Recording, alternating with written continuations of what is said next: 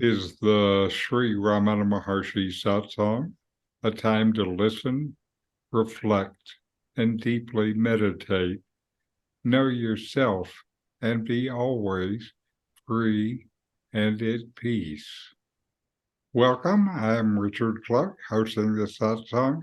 I'm not a guru or a teacher. Like you, I love this teaching, so just want to share it. I'm reviewing and commenting on the book Talks with Sri Ramana Maharshi. This week is talk 130. Let me get it up on the screen. Lakshman Brahmachari from Sri Ramakrishna Mission asked, inquiry of who am I, or the I thought being itself a thought, how can it be destroyed in the process? And Ramana responded, when Sita was asked who was her husband among the rishis, Rama himself being present there as a rishi in the forest by the wives of the rishis, she denied each one as he was pointed out to her, but simply hung down her head when Rama was pointed out. Her silence was eloquent. Similarly, the Vedas are also eloquent in neti, not this, and then remain silent. Their silence is the real state. This is the meaning of exposition by silence. When the source of the I thought is reached, it vanishes, and what remains over is the self. The devotee says, Patanjali Yoga Sutras speak of identification. Maharshi replies, identification is with the Supreme only. The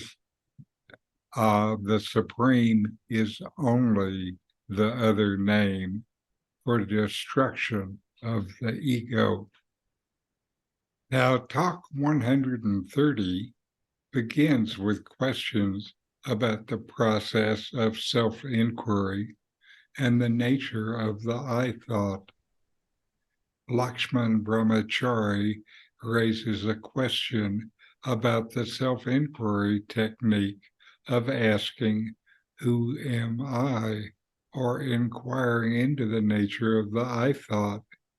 He wonders how this inquiry, which is itself a thought, can lead to its own destruction. How can you put an end to thought by thinking about it? This question has long plagued those pursuing spiritual practice.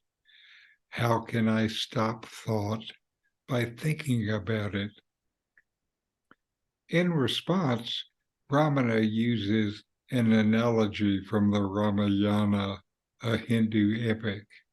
He mentions a scene where Sita, the wife of Lord Rama, is asked to identify her husband among a group of rishis, sages. When each sage is pointed out to her, she denies that he is her husband. However, when Rama himself is pointed out, she remains silent and hangs down her head, indicating that he is her true husband. Ramana suggests that her silence speaks more than words. The answer lies in the silence, not in any of her verbal denials. Likewise, the Vedas, The ancient scriptures of Hinduism use the term neti neti, not this, not this, as a practice to negate all possible conceptual identifications with the ultimate reality. This process of negation leads to silence, in which the real state shines. This silence is what remains after all the mental and verbal answers have been exhausted.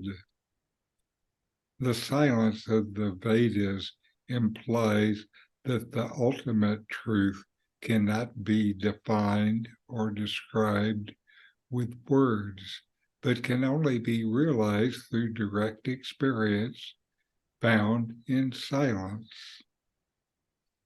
Ramana explains that the process of self-inquiry, where one investigates the source or origin of the I thought, it ultimately vanishes. It dissolves, since the I thought was never real to begin with. It was only the barest assumption, never challenged. The identification with the ego dissolves, and what remains is the true self, pure awareness or consciousness. This is found in the silence within, not in any of the mental answers of the mind. The mind knows only objects. Who you are is not an object, but is being itself. Lakshman Brahmachari then mentions the Patanjali Yoga Sutras, a classic test on yoga philosophy, which speaks of identification with the Supreme. Ramana clarifies that identification with the Supreme is essentially synonymous with the destruction of the ego. The ideas of ego obscure the direct experience of the self. Through self-inquiry, and with the resultant dissolution of the ego, you realize your inherent oneness with the ultimate reality, or the Supreme. The talk emphasizes the power of silence and direct experience. It declares that self-inquiry, by investigating the source of the I thought, leads to the dissolution of the ego, which was never real to begin with, resulting in the realization of the true self, or the Supreme. The analogy of Sita's silence and the Vedas' negation through neti neti illustrate the limitation of verbal expressions and the power of silence in describing the ultimate truth. Ramana placed great emphasis on the practice and significance of silence. Silence is not merely the absence of speech, but a powerful tool for self-realization and the direct experience of truth. Ramana taught that the true nature of our being, our essential self, transcends words and concepts. Verbal communication, by its very nature, operates within the realm of duality and objectification, whereas the ultimate reality is non-dual and beyond all conceptualizations. Therefore, he emphasized the power of silence as a means to go beyond words and directly experience the truth of your own existence. For Ramana, silence was not a passive state of quietness, but an active state of being fully present in the present moment. By quieting the mind and relinquishing the constant chatter of thoughts, you can directly access the knowledge inherent in the consciousness and experience the deeper truth of your own being. Ramana encouraged his disciples and seekers to engage in self-inquiry, to direct their attention inward, asking the fundamental question, who am I? By investigating the nature of the self and diving into the source of the I thought, you can eventually reach a state of inner stillness and silence. In that silence, the limitations of the ego and the illusory nature of the individual self dissolve, revealing the eternal and unchanging self that underlies all phenomena. The silence that Ramana pointed out was not a result of suppression or withdrawal from the world, but a recognition of the deeper truth beyond the realm of words and concepts. He emphasized that true silence was not dependent on external circumstances, but was from within and could be cultivated and maintained even in the midst of daily activities. Ramana himself embodied this teaching on silence. Many seekers who came to him experienced profound stillness and a sense of peace in his presence. He radiated a silent presence that touched the hearts of those around him, inviting them to turn inward and discover their own true nature. Ramana said that his main teaching was in silence. Questions and answers were only for those who didn't get it from the silence. Ramana taught that silence is not a mere absence of speech, but a powerful practice for self-realization. Through silence, you transcend the limitation of words and concepts and directly experience the truth of your own being. Silence, when cultivated through self-inquiry and inner stillness, leads to the dissolution of the ego and the realization of your own true self beyond all dualities. So inquire, know yourself, and be always happy and at peace. And now we're going to have a talk from Nome, The Silence of Sri Bhagavan.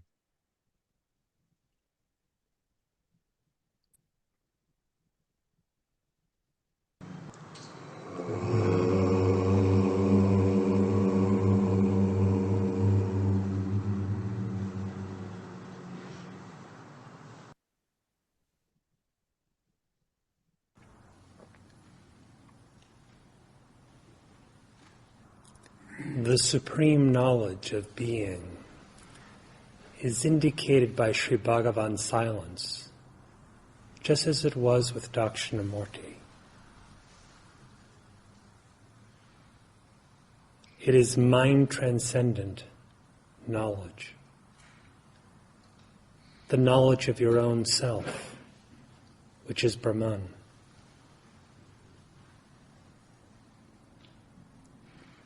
In order to realize this knowledge, the most important thing is to make your vision non-objective and actually inquire into what your identity is, what the true nature of your existence is.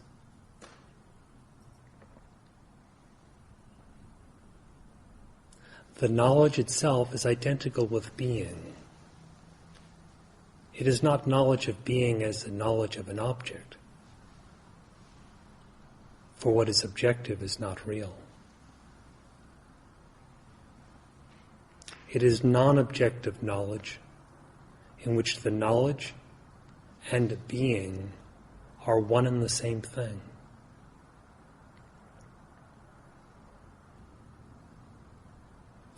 The knowledge of your existence is not an objectified one.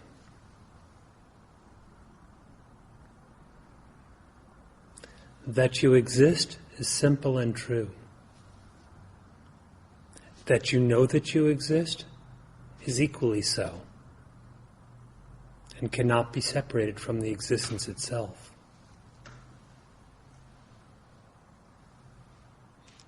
This does not depend on thought, nor does it depend on the senses. Indeed, whatever is sensed and whatever is conceived is not your identity.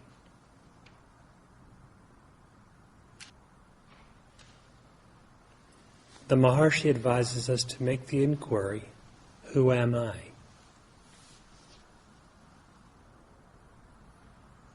How can I be something objective?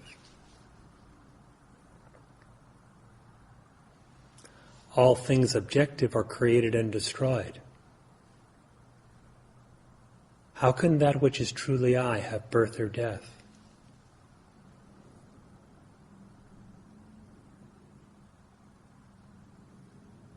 How could it be defined by a body or the attributes of a body?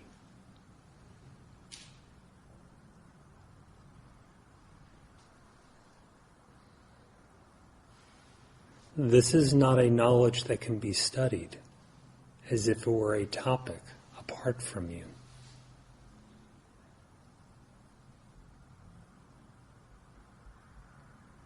This is knowledge which is absolute, of the absolute. Brahman knowing Brahman, which is alone capable of doing so. This is self-knowledge.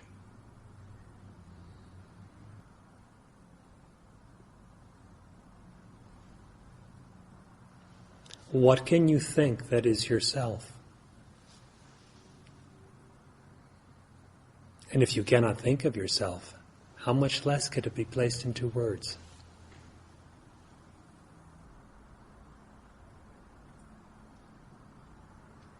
You can know for certain that it is not something bodily, nothing of the senses or prana, nothing mental, and most essentially, it is not individualized.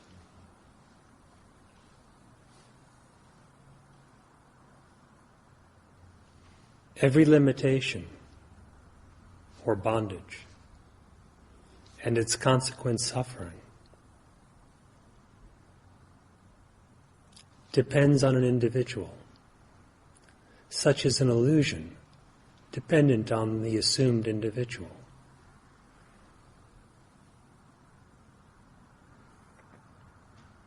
What is it that constitutes the individual existence?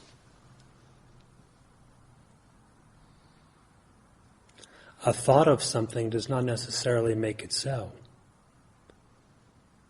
The thought of I does not make for an I. That is an ego.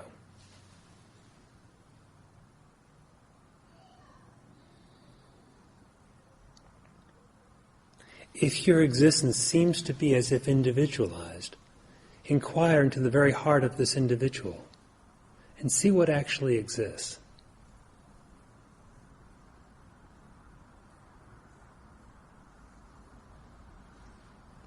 If you so inquire, the individuality being but a false assumption, being unreal, will vanish. The real will remain. In truth, the reality always is, and the unreal never is.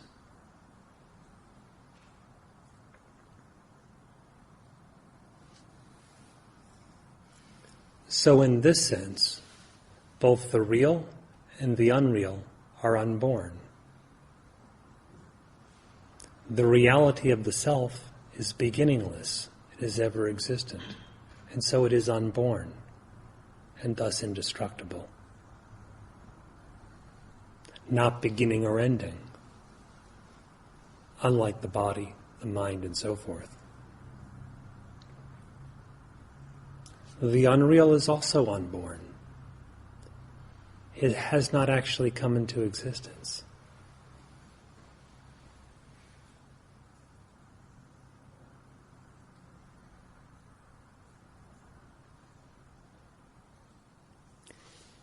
If you inquire and find that the ego I is unreal, then everything based upon that ego I is equally unreal. For that which is the product of an illusion is as imagined as the original illusion itself.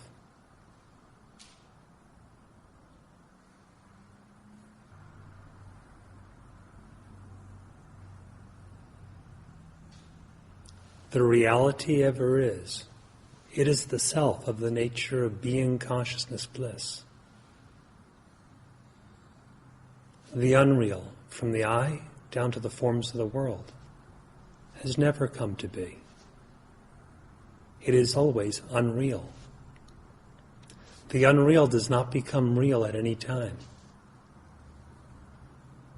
Likewise, the real never becomes unreal at any time.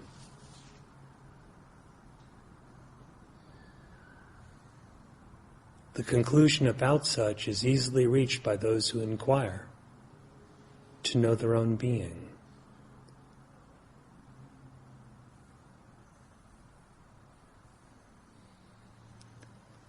In the knowledge, the silent knowledge of your own self, which is the one self that alone exists for all eternity, there being no multiplicity of selves whatsoever. In this knowledge, being is. What trace could there be of the unreal? In this knowledge, consciousness is. How could there be the form of the mind? In this knowledge is ananda, bliss. Where would the cause of suffering be?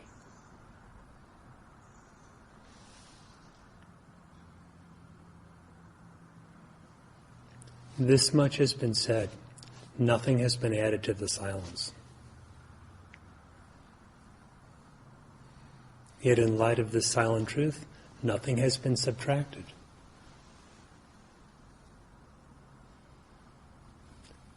It is simply as it is. That is all that you are. Inquire within yourself and perceive this for yourself.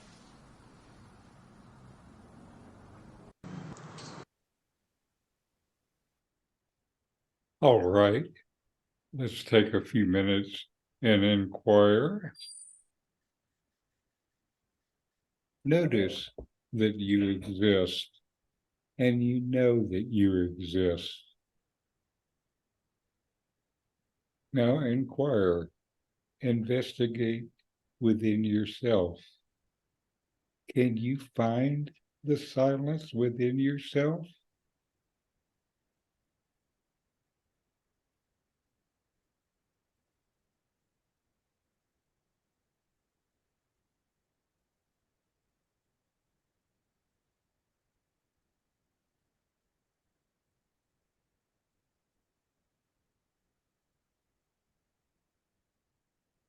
It's always there beneath the noise. The noise is within the silence.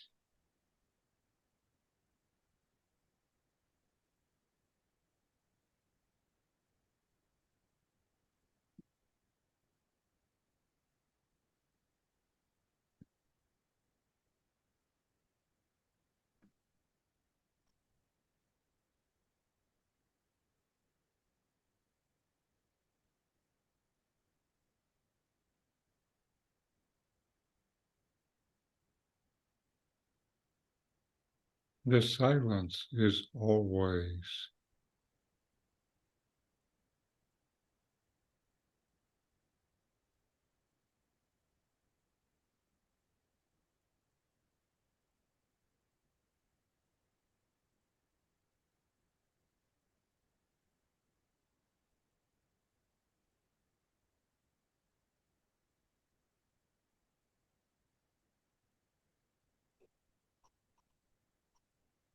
What is always within you?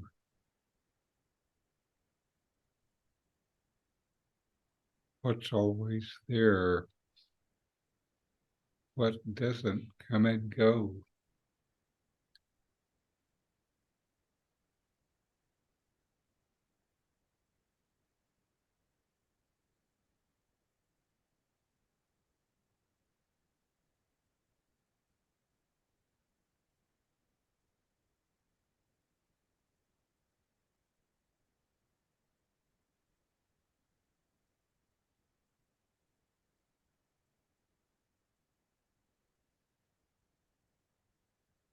Who am I?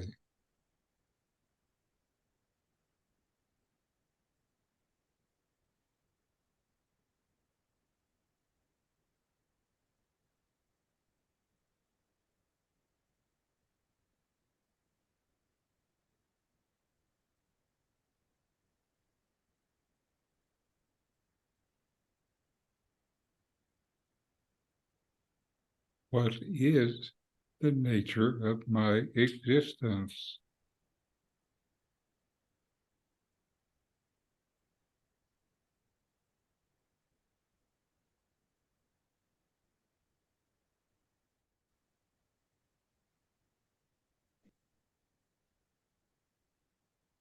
What exists is always.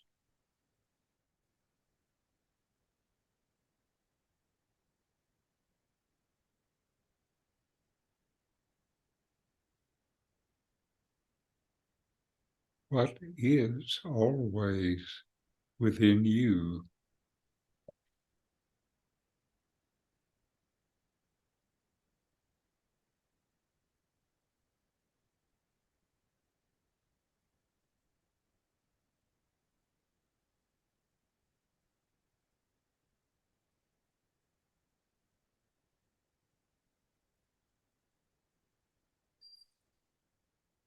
All right. And we'll close with a chant. Om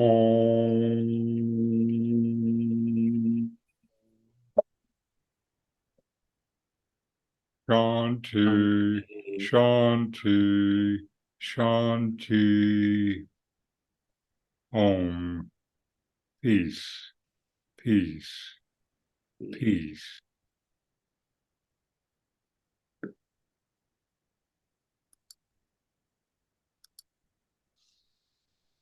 All right. Who wants to talk about silence? Well,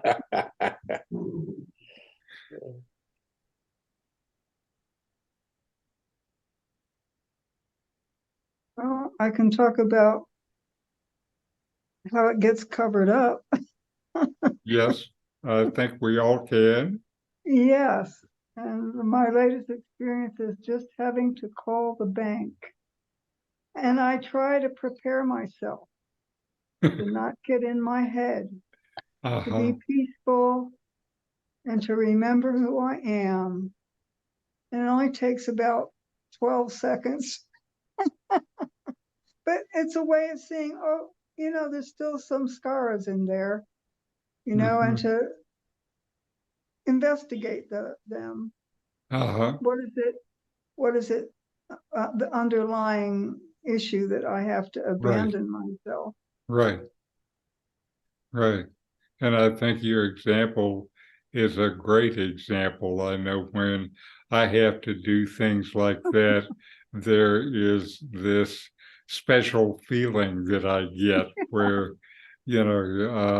because I feel dependent upon the bank and their services for basic existence of the body, then it makes me nervous because they can just shut everything down with a click of their mouse. Yeah, and then I asked myself, how would Ramana have handled this, Evelyn? Right. It's a very good question. I think he would not have been worried about the survival of his body. Right. One of the best stories about Ramana and how he would feel about that was one of the times at the ashram. It was the day before his birthday, and the head attendant was concerned because he knew there were going to be hundreds of people coming for Ramana's birthday, and they didn't have any rice.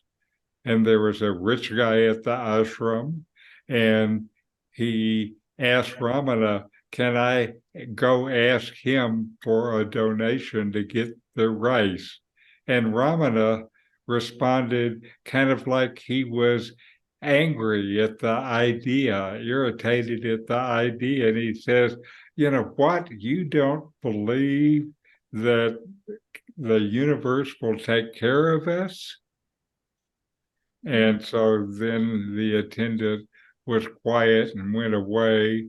And about then, a bullock cart showed up at the ashram loaded with bags of rice. So Ramana's birthday was okay. Yeah. I'm afraid I don't exhibit that idea of detachment when I'm talking to the bank, though. And yet, in hindsight, it always works out. And I've spent a lot of mental and emotional energy and strife. Right. But it came out okay anyway. Right. But I don't seem to ever learn to. Right. Well, it's still, there's still this idea, at least for me, of kind of dependency on the bank. And with the dependency comes all these attachments that get in the way of our peace. And I think I really appreciated your example because it's just like things are, until you have reached the way Ramana is or the way Nome is. Yeah. It's hard for me to imagine Nome laughing about his Parkinson's. Yeah.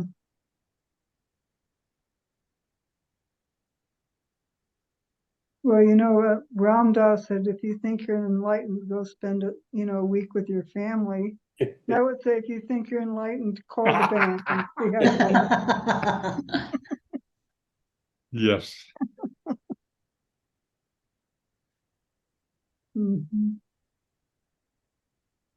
But just being on the path, knowing what the homework is, and being able to do it, and knowing that eventually it'll all be all right, as he says, and all right. And knowing that silence is something to be sought instead of something to be avoided. Yeah. Or even just allowed, because it's there. Just allow it, Yeah. Well, again, I have at least had a time where I was able to notice real deeply that the silence is there always. Yes. And that was a real blissful time. Yes. And we're blessed to know we can go back to it at any time. Mm-hmm. Mm-hmm. Just have to shut up. Yeah.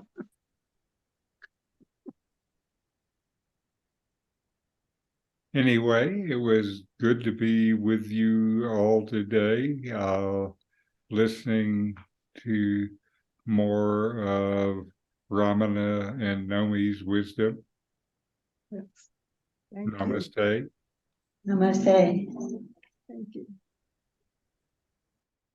Thanks for watching. If you enjoyed this Ramana Maharshi video, subscribe, like, and send me a comment.